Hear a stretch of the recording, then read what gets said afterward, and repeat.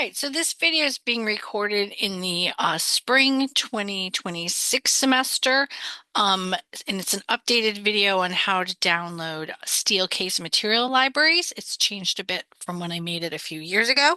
So for those of you who are my students, you'll have access to this link through Moodle, so I'll show you that. But for anybody else watching this, it's available through the Steelcase library, so you can kind of see the URL when we bring it up. So if you're a student of mine, you'll go to whatever year Moodle you're in. The kind of subheadings might change a little bit from year to year, but generally we're going to scroll down here and there's going to be one pretty far down because again, we're near the kind of the farther end of our semester. So you're going to be here under final project materials and finishes. So let me click on that there. And we've got a list of the finishes we have to have in our final project. We've got other links to like Revit families and things like that. I've got a playlist for working with materials because that can get really technical and difficult too. So here's where you want to land. Here is the Steelcase Materials Library. Again, if you're watching this online with me, this is also the link right here. So we're going to go to there together. And it's going to take you to Steelcase's Revit, basically like kind of landing page.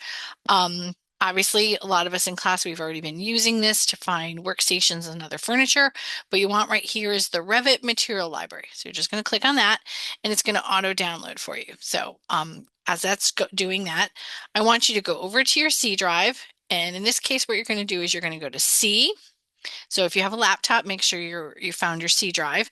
You're going to do program files and then common files and then Autodesk shared and then materials.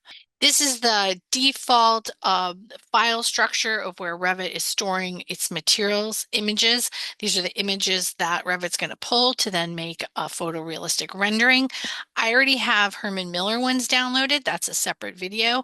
But what I want you to do now is you do not currently have a Steelcase folder in here. So go ahead and right click and pick new folder and just like create a new one, call it Steelcase, because that's where we're gonna, when we what we've downloaded, we're gonna extract and open into here. So it should be downloaded now. It doesn't take too long. So now you're going to go to your downloads.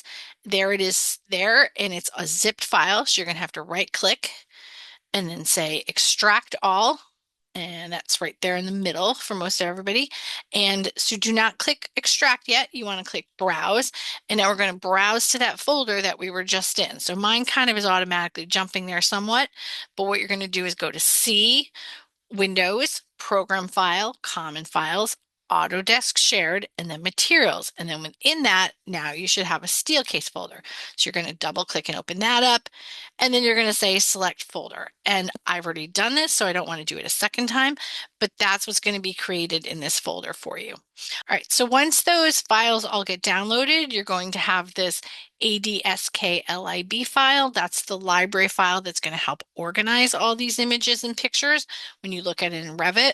And then if you want to just curious about it, you can go to look in swatches here. So swatches are going to be all of the images now that it's downloaded.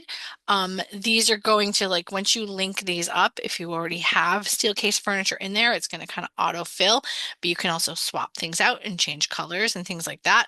The library is programmed so that it'll tell you whether or not you're looking at upholstery or if you're looking at metal and plastic and other kind of components and materials that they're going to have in their real world furniture pieces. Again, here's some laminate that looks like wood. So there's lots of options here. And in our classes, you can use these as finishes not only in your Steelcase materials, but you can use them in other companies again, because like once you figure out your palette and you find a wood or say like a color you like, you're going to kind of repeat it throughout as a visual element. So this is where the Steelcase ones go. Also, there's a how-to PDF document that downloads with it. That's pretty helpful. So again, if you feel like you're getting stuck on something, but again, I also have lots of videos on this because it does take some troubleshooting, some finessing to kind of get this to work right, and also to play nice with Enscape, because in our class, in our program, we do our final renderings in Enscape, so sometimes we need to do a little tweaking to make sure everything is seamless and when it goes to photo render for us. All right, so again, you are over here on the website here. You've downloaded it, and this one's pretty quick and easy. Like I said, there's a second video for Herman Miller because that's a two-step process. You're downloading the library files, like the kind of programming of it, and then you're downloading a really large batch of swatches and material finishes in that too.